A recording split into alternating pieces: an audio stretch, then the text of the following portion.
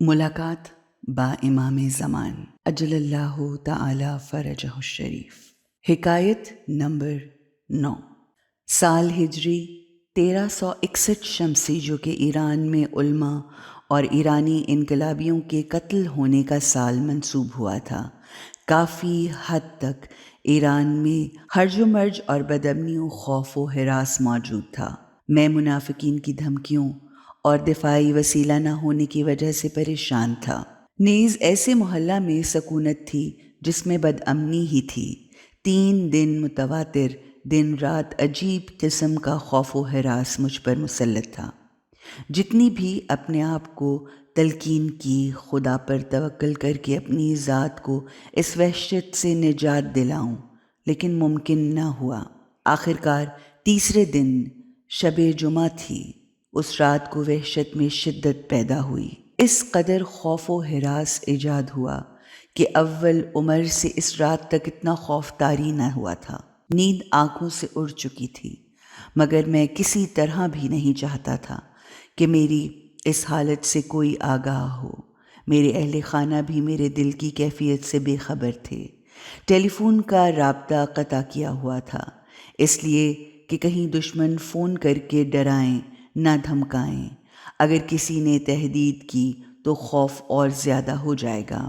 بہرحال چند منٹ کے لیے ٹیلی فون کا رابطہ قائم کیا، اس خیال سے کہ فون کروں قبل اس کے کہ میں فون کرتا۔ فون کی گھنٹی بجی۔ جب ریسیور اٹھا تو آواز جانی پہچانی تھی۔ کہیں دور سے ٹیلی فون آیا تھا۔ میں نے پوچھا، آپ کون ہیں؟ اس نے کہا، میں خادمی ہوں۔ میں متوجہ ہوا کہ حجت الاسلام جناب آقائے شیخ محمد خادمی شیرازی ہیں۔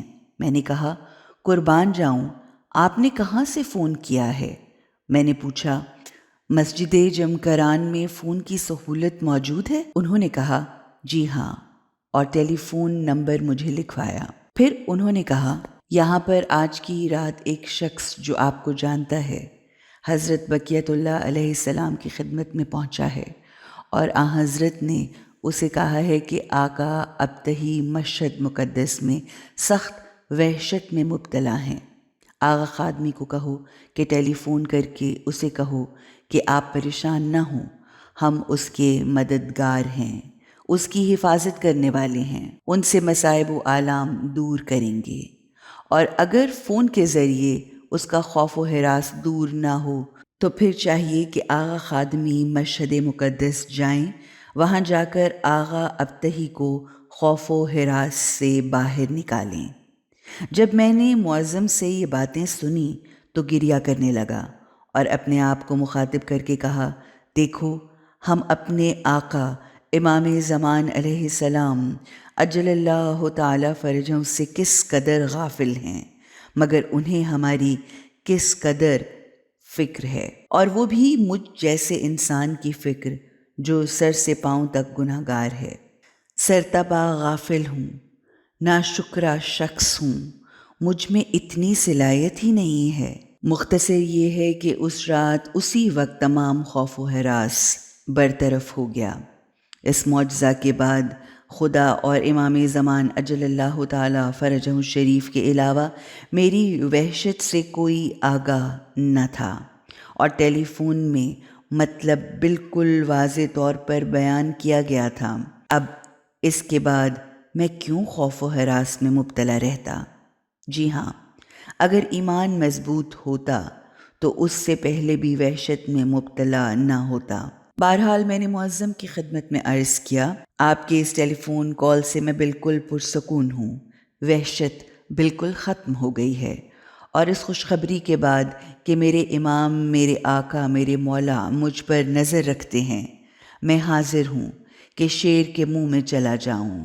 لیکن اگر آپ امام رضا علیہ السلام کی زیارت کے لیے مشہد مقدس تشریف لائیں تو ہم خوشحال بھی ہوں گے۔ آقا خادمی نے فرمایا، مجھے صرف اتنا ہی حکم ہوا تھا جو انجام دے دیا ہے۔ بالآخر خدا حافظ کہہ کر ریسیور رکھ دیا، اور اس پیغام کی وجہ سے میری معرفت اور وجود امام زمانہ علیہ السلام کے بارے میں یقین میں بھی اضافہ ہوا۔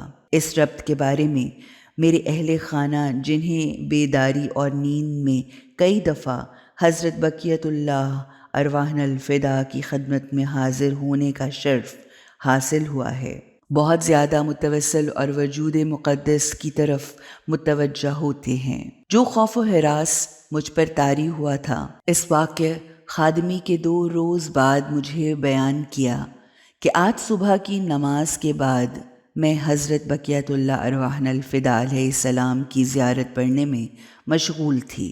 اچانک میں نے دیکھا کہ چند افراد جو میری نظر میں بہت طاقتور تھے آپ پر حملہ کرنے کا ارادہ رکھتے ہیں، لیکن حضرت امام ولی عصر علیہ السلام نے اپنی مٹھی کو محکم بند کر کے آپ کو اپنے پیچھے کھڑا کر کے آپ کے مخالفوں کو للکارا۔ ان کو فرمایا، اگر تم میں حملہ کرنے کی ہمت ہے تو آؤ اس پر حملہ کرو، پھر دیکھنا کہ تمہارا کیا حشر ہوتا ہے۔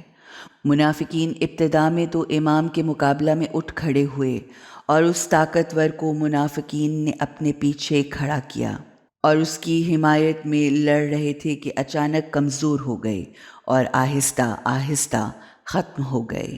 البتہ اس واقعے کو دیکھنے کی صورت ظاہر بظاہر تھی جو معظم اہل خانہ نے دیکھا، لیکن اس کے اطمینان اور وحشت دور کرنے کے لیے بہت مفید تھا۔